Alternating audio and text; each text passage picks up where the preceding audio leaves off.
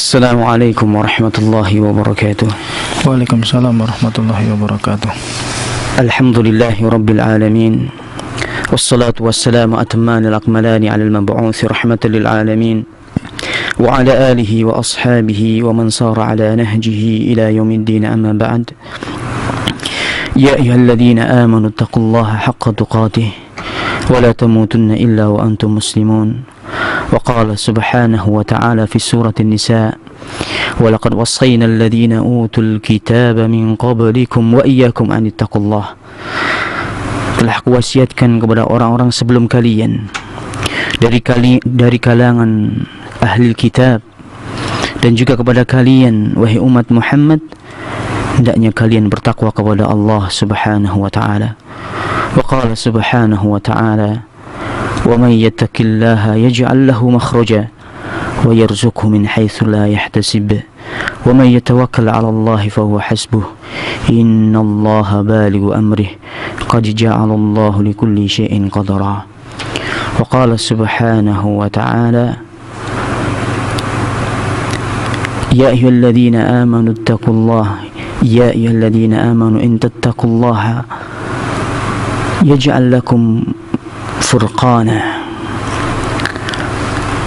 وقال سبحانه وتعالى وتزودوا فإن خير الزاد التقوى واتقون يا أولي الألباب.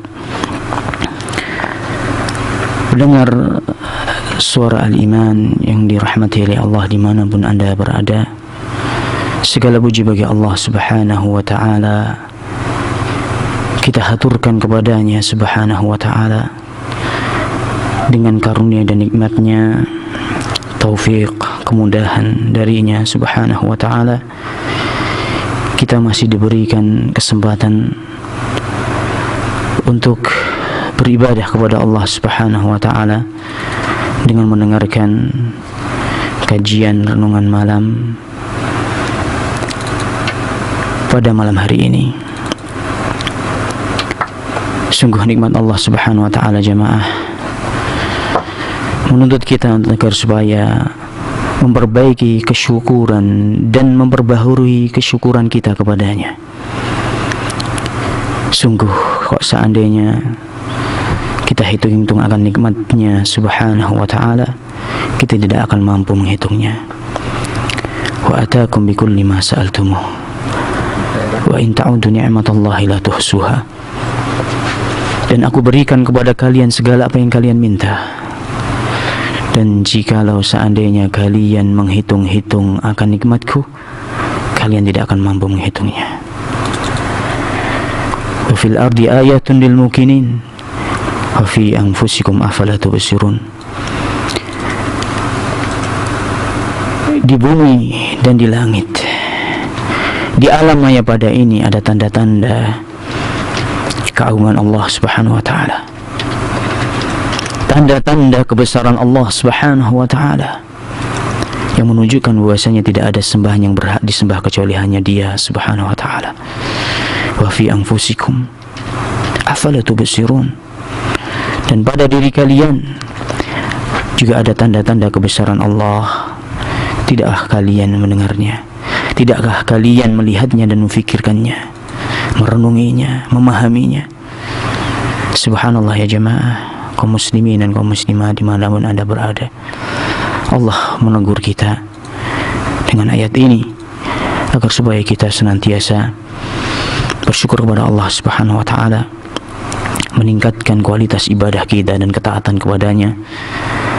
Karena semua apa yang kita dapati dan kita rasakan sekarang ini tiada lain tiada bukan adalah karunia dan taufik dari Allah Subhanahu wa ta'ala dan nikmat dari Allah Subhanahu wa ta'ala.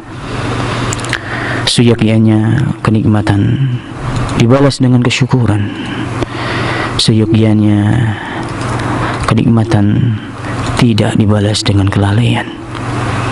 Naam, termasuk dari bukti ketakwaan sebagaimana dijelaskan oleh seorang sahabat yang mulia, Abdullah Ibn Mas'ud radhiyallahu ta'ala an, Abu Abdurrahman, taqwallahi haqqa tuqatih ayyuta'a fala yu'sa wa yudhkara fala yunsa wa yushkara fala yukfar. Hendaknya Allah Subhanahu wa taala senantiasa ditaati, tidak dimaksiati. Hendaknya Allah Subhanahu wa taala senantiasa diingat. Kita ingat dengan lisan-lisan kita. Kita berzikir, tidak bosan-bosannya lidah kita basah dengan menyebutnya. Dan hendaknya Allah Subhanahu wa taala hendaknya senantiasa disyukuri akan nikmatnya dan tidak dikufuri. Naam, wa ni'matu barakallahu fikum jami'an. Nikmatnya Allah, kesyukuran atas nikmat Allah Subhanahu wa taala itu ada 3 hal, sebagaimana dijelaskan oleh para ulama: asyukru bil lisani, wasyukru bil janani, wasyukru bil jawarihi wal arkan. Syukur dengan lisan kita, dengan memuji dan memujanya Subhanahu wa ta'ala, dengan ucapan alhamdulillah alladzi bi ni'matihi tatimmus shalihat, alhamdulillahi rabbil alamin. Dan dengan hati kita meyakini bahwasanya nikmat dan anugerah ini semata-mata dari Allah Subhanahu wa ta'ala, bukan dari selainnya. Dan mensyukuri dengan anggota badan tentunya kita semakin meningkatkan kualitas ibadah kita dan ketakwaan kita, ketunduk patuhan kita kepadanya Subhanahu wa ta'ala. Saudara dan saudariku dimanapun anda berada yang dirahmati oleh Allah Subhanahu wa ta'ala, pada malam hari ini kita berharap kepada Allah Subhanahu wa ta'ala, tiada bosan-bosannya kita meminta dan mempinta kembali. Kita tadahkan ke langit, semoga Allah Subhanahu wa ta'ala memberkahi kita, memberkahi segala usaha kita, memberikan ilmu yang bermanfaat kepada kita, ilmu yang melahirkan amal saleh, ilmu yang semakin menambah keimanan dan ketakwaan kita kepada Allah Subhanahu wa ta'ala. Obrolan kita pada malam hari ini tentang kemuliaan yang ditinggalkan. Kemuliaan yang ditinggalkan. Kemuliaan di sini adalah, maksud saya adalah Al-Quran. Al-Quran, Al-Kitab Al-Mahjur. Al-Quran ini banyak ditinggalkan oleh kaum muslimin. Subhanallah, ya ayyuhal muslimun wal muslimat dimanapun anda berada yang dirahmati oleh Allah, kenyataan yang memilukan, hakikatul murrah, kenyataan yang pahit rasanya apabila kita melihat kaum muslimin dimanapun mereka berada, banyak di antara saudara-saudara kita yang kurang memahami kemuliaan yang telah diberikan oleh Allah Subhanahu wa ta'ala, disematkan untuk kita. Dan tidak jarang kita temukan dari saudara-saudara kita yang sengaja ataupun tidak sengaja, sikap dan perilaku mereka telah menjauhi Al-Quran. Allah musta'an, wa alaihi tuqlan, wa la hawla wa la quwwata illa billah. Padahal Al-Quran ini huda wa rahmatan lil mu'minin, la raiba fih, hudan lil muttaqin, petunjuk dan rahmat bagi orang-orang yang beriman, petunjuk yang tidak ada keraguan sedikit pun di dalamnya bagi orang-orang yang bertakwa. La ya'tihil batil min baini yadayhi wala min khalfihi. Tidak ada kebatilan sedikit pun dalam Al-Quran. Semuanya adalah murni dari Allah Subhanahu wa ta'ala. Jemaah yang dirahmati oleh Allah, Allah menyebutkan dalam surat Az-Zukhruf ayat 43, 44. Bisa saudara dan saudariku buka Al-Quran di rumah. Az-Zukhruf 43 dan 44. Dengarkan dengan seksama wahai saudaraku dengan penuh keimanan apa yang difirmankan oleh Allah Subhanahu wa ta'ala. فقال سبحانه وتعالى فاستمسك بالذي أوحي إليك إنك على صراط مستقيم. فاستمسك بالذي أوحي إليك إنك على صراط مستقيم. Berpegang teguhlah dengan apa yang telah diwahyukan kepadamu, wahai Muhammad. Sesungguhnya engkau di atas jalan yang lurus. Sesungguhnya engkau di atas petunjuk ilahi yang lurus. Sesungguhnya engkau di atas tauhid, di atas Al-Quran yang lurus. Dilanjutkan dalam ayat berikutnya, wa innahu ladzikrun laka wa liqaumik wasawfa tus'alun. Wa innahu ladzikrun laka wa liqaumik wasawfa tus'alun. Sesungguhnya Al-Quran ini, kata Allah Subhanahu wa ta'ala, kemuliaan bagimu, wahai Muhammad, dan juga kemuliaan bagi umatmu, umat Islam, umatnya Rasulullah sallallahu alaihi wasallam. Sesungguhnya Al-Quran ini adalah kemuliaan yang dianugerahkan oleh Allah untukmu, wahai Muhammad, dan juga untuk umatmu. Dan kamu akan dimintai pertanggungjawaban.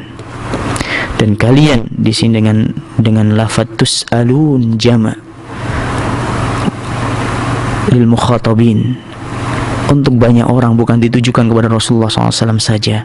Dan kalian akan dimintai pertanggungjawaban di sisi Allah Subhanahu wa ta'ala. Jamaah yang dirahmati oleh Allah, inilah kemuliaan yang diberikan oleh Allah Subhanahu wa ta'ala kepada kita. Inilah amanat juga yang harus kita emban, yang harus kita berpegang teguh dengannya. Karena tadi dalam surat 43, surat Az-Zukhruf ayat 43, Allah merintahkan fastamsik, berpegang teguhlah terhadap apa yang telah diwahyukan kepada kalian. Dan juga jemaah, Rasulullah SAW dalam hadis yang sahih, beliau menegaskan dari Khalifatul Rashid Umar bin Khattab radhiyallahu ta'ala anhu, qala sami'tu Rasulullah sallallahu alaihi wasallam yaqul inna Allah yarfa'u bihadzal kitab aqwaman wa yad'u bihi akharin. Akhrajahu Muslim. Rasulullah SAW menegaskan dalam sabdanya, dengarkan dengan penuh keimanan, wahai saudara dan saudariku, sesungguhnya Allah Subhanahu wa ta'ala mengangkat dan memuliakan dengan kitab ini sebagian kaum dan menghinakan sebagian kaum yang lain. Ayyuhal muslimun, tentunya kita berharap dengan penuh dan dengan amat sangat kita mengharap pada Allah Subhanahu wa ta'ala, semoga kita termasuk orang-orang yang dimuliakan oleh Allah dengan Al-Quran ini. Tapi tentunya ini gak cuma sekedar perkataan atau andai-andai semata. Harus butuh sikap dan action dari kita bagaimana agar supaya kita dimuliakan oleh Allah Subhanahu wa ta'ala dengan Al-Quran ini, dengan melajarinya, dengan mentadaburinya, dengan membacanya dengan baik dan mentadaburinya, memahami akan maknanya dan mengamalkannya dalam kehidupan sehari-hari dan mendakwahkannya kepada orang lain. Ini baru kemuliaan, ini baru kejayaan, inilah yang baru diinginkan dari Allah Subhanahu wa ta'ala dari kita. Dalam hadis yang lain, Rasulullah SAW juga bersabda, an Bara bin Azib radhiyallahu ta'ala anhu qala Rasulullah sallallahu alaihi wasallam, innakum satalqawna al-aduwa ghadan falyakun syi'arukum hamim la yunsarun.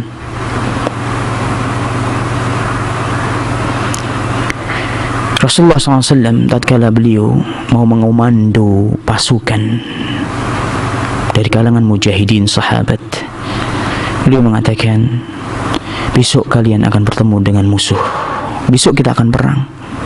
Ini kebiasaan beliau kalau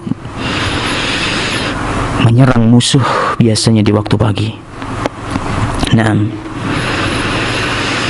Beliau mengatakan kepada sahabat-sahabatnya di malam hari, besok kita akan bertemu dengan musuh, hendaknya syiar kita, syiar kalian hamim, maksudnya Al-Quran, syiar kita Al-Quran. Hendaknya senantiasa Al-Quran ada di dada-dada kalian, hendaknya senantiasa kalian tidak merasa kesepian karena kalian memiliki Al-Quran. Hendaknya kalian tidak gentar menghadapi musuh karena kita mempunyai kemuliaan, yaitu Al-Quran. Inilah syiar kita, inilah kemuliaan kita. Dan juga dalam hadis yang sahih yang diriwayatkan oleh Imam Tabarani rahimahullahu ta'ala, qala Rasulullah sallallahu alaihi wasallam, abshiru fa in hadzal qur'ana tarafuhu bi yadillah wa tarafuhu bi aydikum fa innakum lan tahliku wa lan tadhillu ba'dahu abada. Berbahagialah kalian, sesungguhnya Al-Quran ini ujungnya ada di tangan Allah dan ujungnya yang lain ada di tangan kalian. Berpegang teguhlah sehingga kalian tidak akan binasa dan tidak akan tersesat setelahnya selama-lamanya jika kalian benar-benar berpegang teguh dengan Al-Quran ini. Wa qala Rasulullah SAW fi hadisin akhar akhrajahu al-Hakim dengan sanad yang sahih, taraktu fikum amrayni lan tadillu in tamassaktum bihima, kitab Allah wa sunnati. Aku tidak meninggalkan apa-apa bagi kalian kecuali hanya dua perkara. Aku tinggalkan buat kalian dua perkara, sumber kebahagiaan dan keselamatan buat kalian selama kalian berpegang dengannya. Demi Allah, kalian tidak akan tersesat selama-lamanya kalau kalian berpegang teguh dengan dua hal ini. Apa itu, saudaraku? Kitabullah wa sunnati. Kitabullah, kalamullah, Al-Quran, Al-Quranul Karim, dan sunnah dan petunjuknya Rasulullah sallallahu alaihi wasallam. Bahkan Rasulullah SAW juga memotivasi umatnya agar supaya belajar, melajari Al-Quran, memberikan perhatian yang penuh pada kitabullah, pada kitabnya Allah Subhanahu wa ta'ala dan sabdanya, hadis yang sahih yang masyhur yang sering kita dengar dari Utsman bin Affan radhiyallahu ta'ala anhu. Qala Rasulullah sallallahu alaihi wasallam, khairukum man ta'allama al-Qur'ana wa 'allama. Khairukum man ta'allama al-Qur'ana wa 'allama. Sebaik-baik kalian adalah orang-orang yang mau melajari Al-Quran dan mengajarkan kepada orang lain. Hadis diriwayatkan oleh Bukhari. Sebaik-baik kalian, wahai saudara dan saudariku, sebaik-baik kalian orang yang mau melajari Al-Quran dan mengajarkan kepada orang lain. Melajari apanya yang perlu kita pelajari? Para ulama menjelaskan dari qiraahnya, dari membacanya, tajwid, dan masuk di dalam hukum tajwid, ahkamul qiraah seperti makharijul huruf, tempat-tempat keluarnya huruf, ha itu di mana, kha itu di mana. Ini dijelaskan oleh para ulama, bahkan itu diajarkan oleh Rasulullah SAW dengan talaki kepada sahabat, dengan sistem talaki. Sahabat mendengar dari Rasulullah SAW, kemudian sahabat juga menyampaikan kepada tabi'in, kemudian atba' tabi'in, kemudian atba' tabi'in sampai hari ini, ila yaumina hada. Makanya di sana ada sanad al-ijazah, ada sanad yang menyambung, tersambung terus sampai Rasulullah SAW, dan itu dipelajari oleh para qurra dunia. Nah, melajari tajwidnya, cara bacanya yang benar, kemudian juga mentadaburi maknanya. Gak cuma sekedar membaca, mengindahkan suara, membetulkan tajwid, tapi tidak mentadaburi. Kita pelajari maknanya, mufradatnya, ma'aninya, dan juga tafsirannya, kandungannya, apa di balik ayat itu, apa di balik kalimat ini. Dan itu semuanya juga sudah dijelaskan oleh para sahabat ala ru'isihim Imamul Mufassirin Abdullah bin Abbas dan yang lainnya, dan sudah diabadikan sampai hari ini tafsir-tafsir para sahabat dan tafsir-tafsir bil ma'thur dari salafina saleh. tinggal kita melajarinya. Bahkan Masya Allah, dengan kemudahan sarana menuntut ilmu, diterjemahkannya buku-buku ini semakin mudahkan kita untuk memahami makna dan mentadaburi kalam ilahi. Gak cuman itu, hai saudara dan saudariku, gak cukup itu, tapi harus kita amalkan. Wal amalu bi muqtada hadzal kitab. Kita laksanakan dan kita realkan dalam sikap dan perilaku kita dalam kehidupan sehari-hari, dari apa yang kita pelajari dari kitabullah, dari ayat-ayat Allah Subhanahu wa ta'ala. Sekali lagi, khairukum man ta'allama al-Qur'ana wa 'allama. Wa qala Rasulullah sallallahu alaihi wasallam, dari Uqbah bin Amir, hadis ini diriwayatkan oleh Imam Muslim. Qala sallallahu alaihi wasallam, afala yaghdu ahadukum ila al-masjid faya'lama aw yaqra. Faya'lam huna maksudnya fayata'allam. Faya'lama aw yaqra ayatain min kitabillahi azza wa jalla khairan lahu min naqatain wa thalathun khairun lahu min thalath.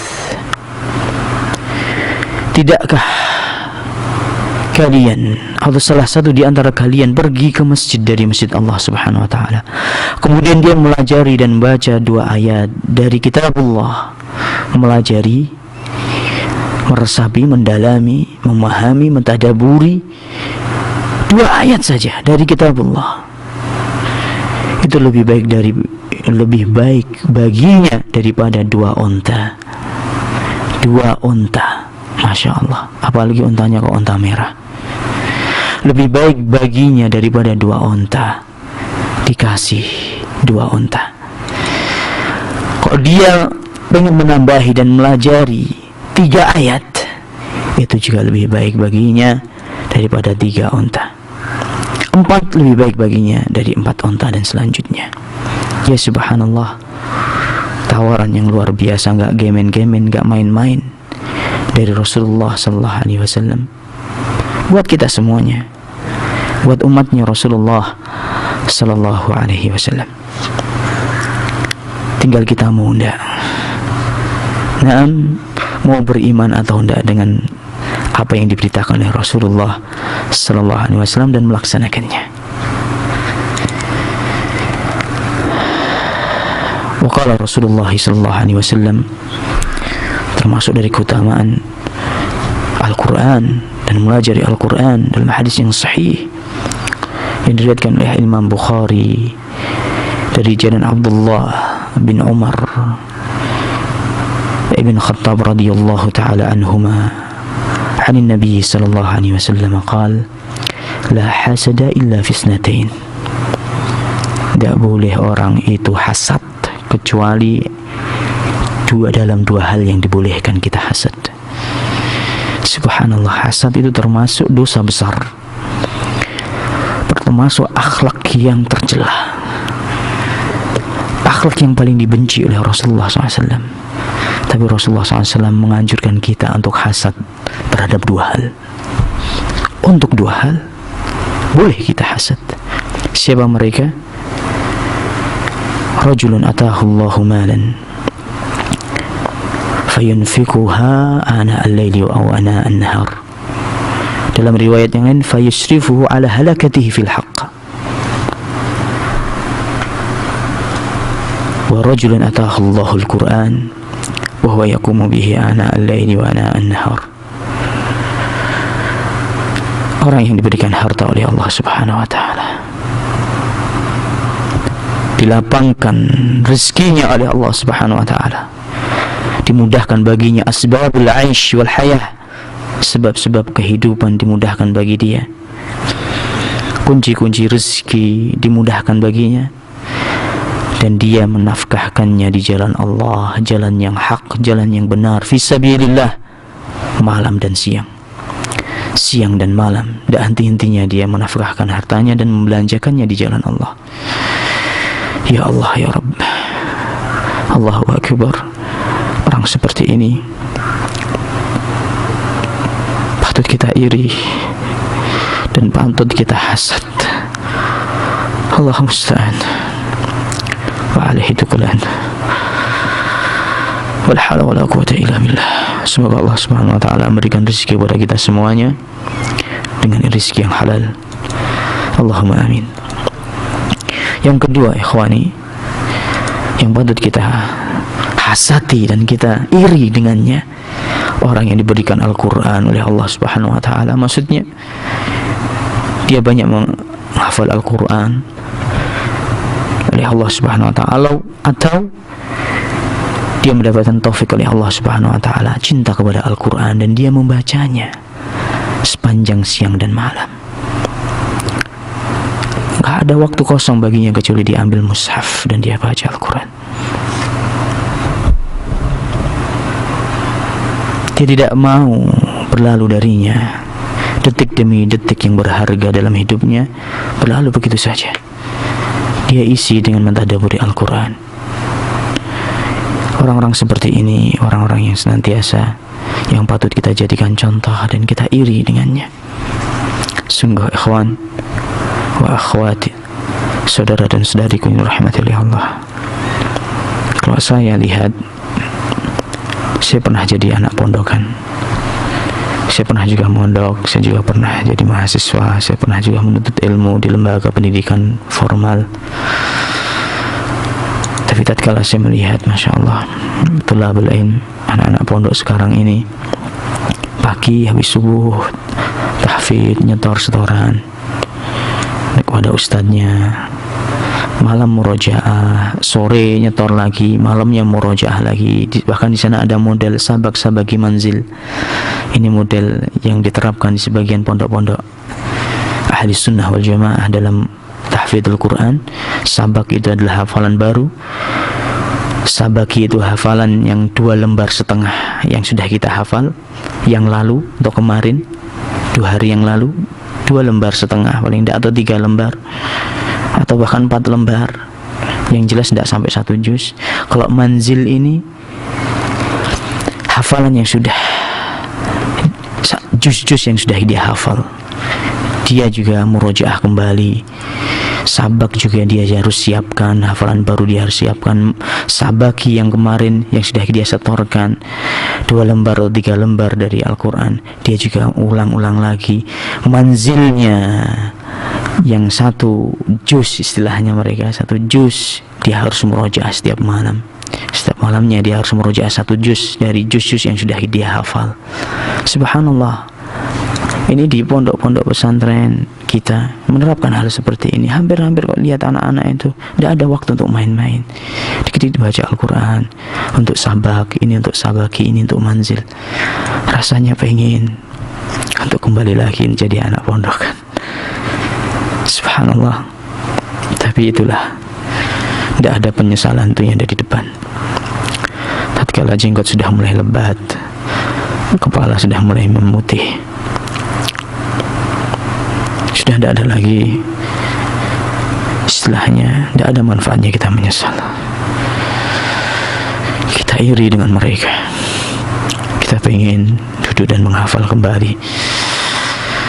Tapi anehnya banyak orang yang tidak merasa seperti ini, tidak merasa tergugah sama sekali, bahkan merasa tidak punya tanggung jawab sama sekali dengan apa yang telah diberikan oleh Allah Subhanahu wa taala dari kemuliaan ini, yaitu Al-Quran. Rasulullah SAW juga masih memotivasi umatnya agar supaya perhatian terhadap Al-Quran. Dalam hadisnya yang lain dari Abdullah bin Mas'ud radhiyallahu taala anhu, qala Rasulullah sallallahu alaihi wasallam, man qara'a harfan min kitabillah falahu bihi hasanah wal hasanatu bi 10 amsalha. La aqulu alif lam mim harf, walakin alifun harf wa lamun harf wa mimun harf. Rasulullah SAW menegaskan, barang siapa membaca 1 huruf saja dari kitabullah, dari Al-Quran, dia mendapatkan sebuah kebaikan.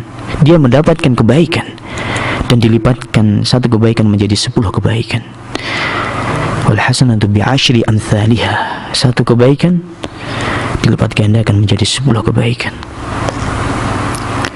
Aku tidak mengatakan alif lam mim itu harf. Itu bukan huruf. Itu 3 huruf.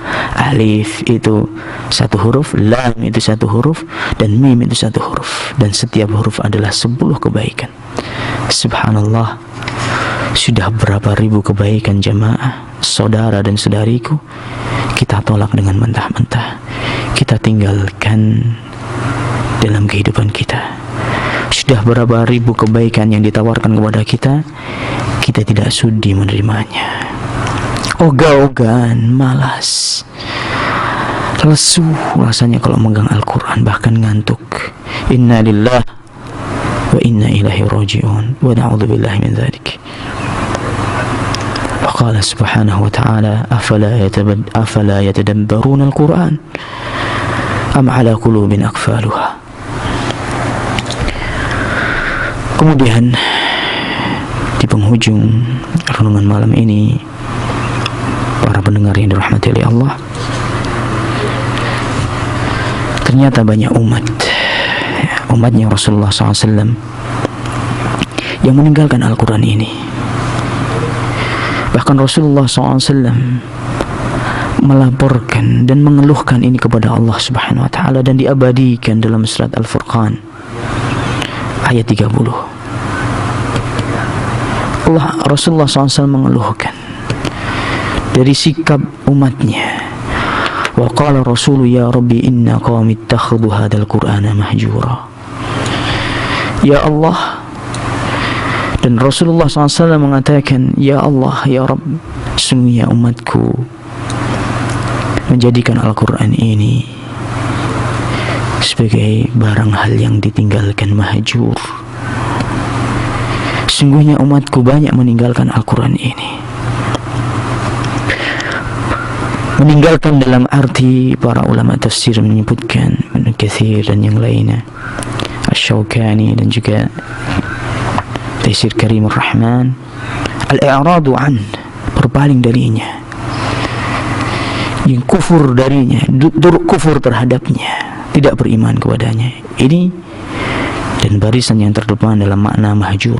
Dan juga dalam kategori mahjur, meninggalkan atau Al-Quran ditinggalkan. Maksud dari Al-Quran ditinggalkan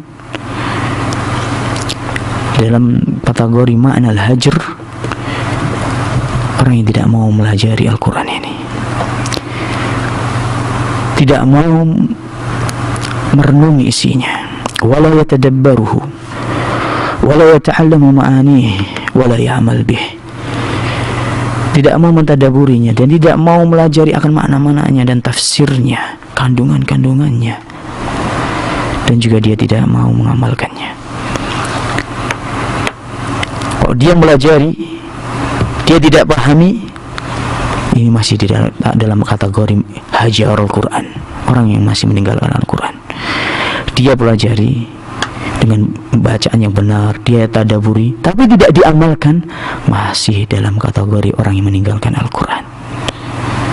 Allah musta'an. Sungguh kata-kata yang berat, sungguh ucapan yang berat, tapi ini adalah kenyataan yang harus kita pahami dan harus kita imani. Kita pelajari Al-Quran dari qiraahnya, cara bacanya yang benar, kemudian kita tadaburi isinya dan kita amalkan dan kita dakwahkan. Inilah yang diinginkan oleh Allah Subhanahu wa ta'ala dari kita. Taha ma anzalna 'alaika al-Qur'ana litashqa illa tadhkiratan liman yakhsha. Taha, tidaklah aku turunkan, sekali-kali tidaklah aku turunkan Al-Quran, kata Allah, untuk membuat kalian celaka dan menghimpit ruang hidup kalian di dunia. Tidak. Illa tadhkiratan liman yakhsha. Akan tapi Al-Quran ini diturunkan untuk memberikan peringatan bagi orang-orang yang takut dan mengharap perjumpaan dengan Allah, peringatan bagi mereka yang mengharapkan keridhaan Allah dan takut akan siksa Allah Subhanahu wa ta'ala. Ya ikhwan, inilah sumber kebahagiaan dan keselamatan kita. Bukan untuk menghimpit kita. Banyak orang mengatakan dikit-dikit tidak boleh, ini haram, ini haram. Ya subhanallah, syariat ini diturunkan bukan buat kita celaka atau menghimpit ruang lingkup kerja kita, Anda, tapi untuk kebahagiaan dan keselamatan kita. Kalau kita sadar itu. Dan yang terakhir, kami tutup kajian ini dengan hadis Rasulullah sallallahu alaihi wasallam. Qala Nabi sallallahu alaihi wasallam, "Ataitu laylata usriya bi ala qaumin tuqradu shafahuhum bimaqarid min nar. Kullama quridat wufiyat. Faqultu ya Jibril, man haula?" قال خطباء أمتك الذين يقولون ما لا يعقلون ويقرؤون كتاب الله ولا يعملون. Siapa mereka? Alladzina yaquluna ma la ya'qilun. Alladzina yaquluna ma la ya'qilun wa yaqra'una kitab Allah wa la ya'maluna bih. Hadis diriwayatkan oleh Al-Baihaqi dari Anas bin Malik radhiyallahu taala anhu dengan sanad yang sahih. Rasulullah SAW suatu malam di mana aku di Isra dan Mi'rajkan oleh Allah Subhanahu wa taala, aku ketemu dengan sekelompok manusia yang mana mulut-mulut mereka digunting oleh Allah Subhanahu wa ta'ala dengan gunting yang terbuat dari api neraka. Setiap mulut mereka tergunting dengan sempurna, dikembalikan lagi, digunting lagi, dan seterusnya. Kemudian aku katakan kepada Jibril, "Wahai Jibril, siapa mereka ini?"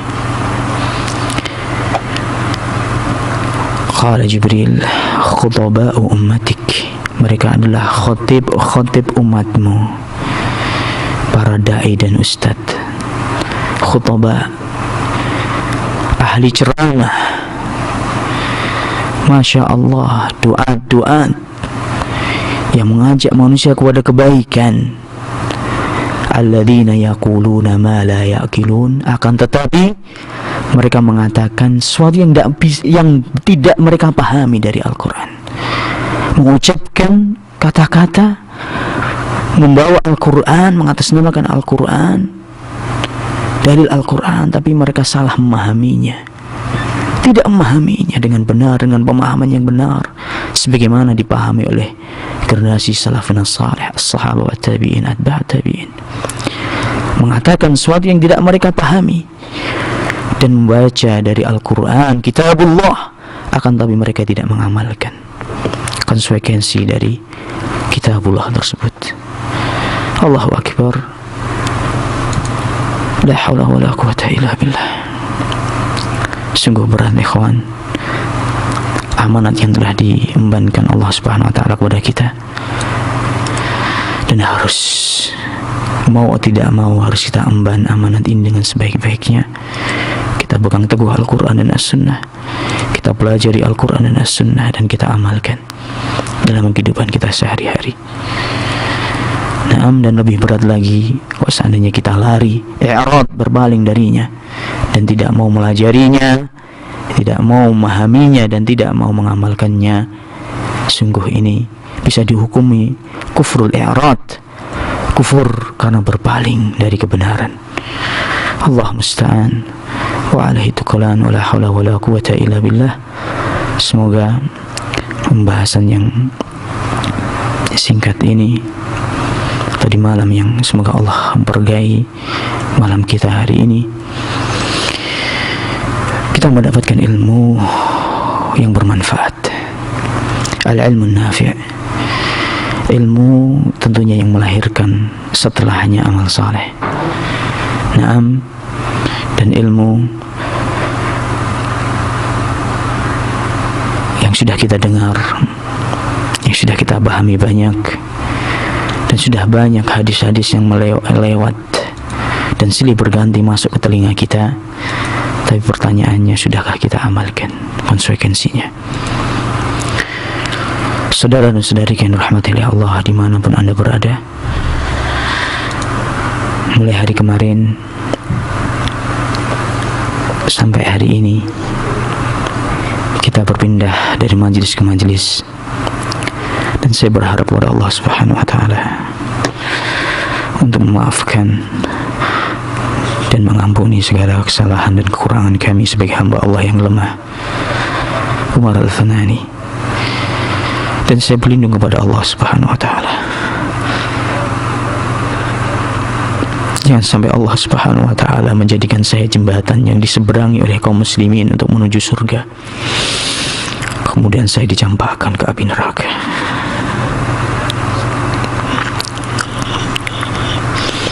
Saya berlindung kepada Allah Subhanahu wa Ta'ala dari ilmu yang tidak bermanfaat. Semoga Allah Subhanahu wa Ta'ala memberikan taufik kepada pembicara sendiri, kepada saya pribadi, untuk memberikan kemampuan untuk mengamalkan dari apa yang saya ucapkan. Demi Allah jamaah, sungguh takut rasanya mendengar hadis Rasulullah SAW dari jawaban Jibril alaihissalam. Banyak khatib penasihat umat ini, mereka yang salah jalan, salah jalur, tidak mengikuti manhaj Nabi, manhajnya para sahabat dan tabi'in dalam memahami Al-Quran. Dan banyak orang yang membaca Al-Quran tapi tidak mengamalkannya. Sungguh berat siksaannya di hadapan Allah, sungguh berat risikonya di hari kiamat kelak. Tidak ada pilihan bagi kita kecuali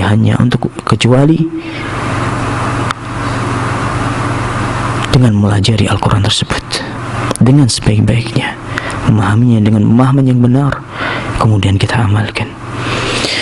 Semoga ini ada manfaatnya. Kurang lebihnya saya minta maaf. Subhanakallahumma wa bihamdik, asyhadu an la ilaha illa anta, astaghfiruka wa atubu ilaik. Wa akhiru da'wana alhamdulillahi rabbil alamin, wassalatu wassalamu ala nabiyyina al-mustafa wa rasulina al-mujtaba an-nabiyyil ummi sallallahu alaihi wasallam. Assalamualaikum warahmatullahi wabarakatuh.